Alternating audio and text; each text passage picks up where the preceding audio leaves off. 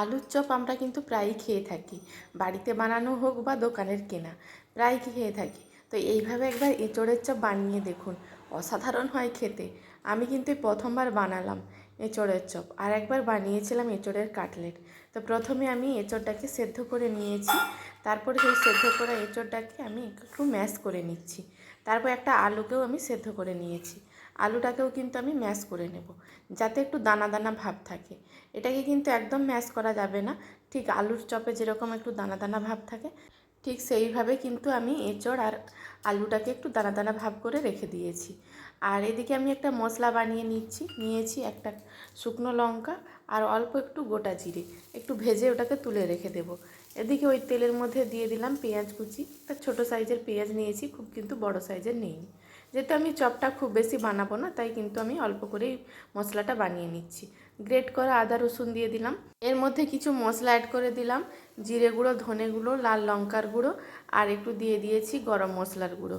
দিয়ে মশলাটাকে একটু ভালো করে কষিয়ে নিয়েছি। তারপর দিয়ে দিলাম পরিমাণ মতো লবণ আর হলুদের গুঁড়ো।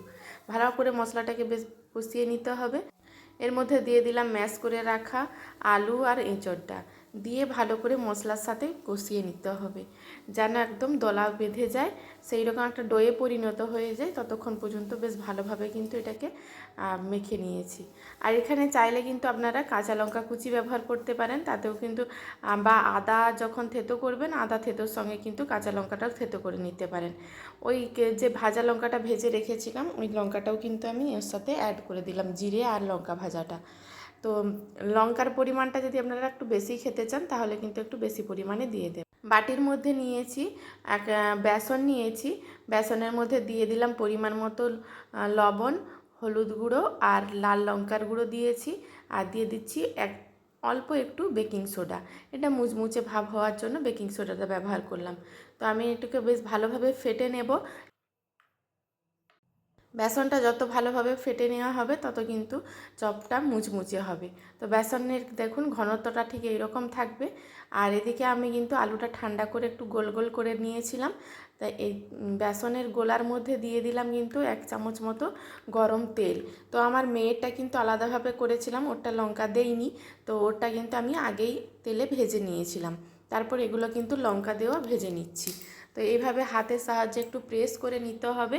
তারপরে কিন্তু এটা ওই বেসনের গোলার মধ্যে দিয়ে ডুবিয়ে নিয়ে তারপরে কিন্তু আমাকে এটা হাতের সাহায্যে করতেই হবে, হাতে তুলে নিতে হবে। তো আগেই বলেছি মেয়েটা আগে ভেজে নিয়েছিলাম, ওই কড়ার মধ্যে আরও কিছুটা সাদা তেল দিয়েছি, দিয়ে কিন্তু এক এক করে আমি চপগুলো ছেড়ে দেব।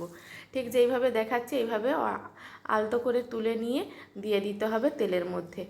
আর একটু মিডিয়াম ফ্লেমে প্রথমে এগুলোকে ভেজে নেব, তাহলে কিন্তু বেশ মুচমুচো হবে, একদম লাল লাল করে ভেজে তুলে নিতে হবে। দেখুন, দেখে কি কোনো অংশে মনে হচ্ছে যে এটা দোকানে ভাজা বা বাড়িতে ভাজা? আর খেতেও কিন্তু বেশ দারুণ হয়েছিল, অনেকক্ষণ পর্যন্ত মুচমুচে ছিল। একবার আওয়াজটা শুনুন কতটা ক্রিস্পি হয়েছিল, অবশ্যই আওয়াজটা শুনে আপনারা বুঝতেই পারলেন কতটা ক্রিস্পি হয়েছে, কতটা মুচমুচে হয়েছে। আর এটা ঠান্ডা হওয়ার পরেও কিন্তু বেশ মুচমুচে ছিল। আমার এই এঁচোড়ের চপের রেসিপিটা কেমন লেগেছে অবশ্যই কমেন্ট বক্সে কমেন্ট করে জানাবেন।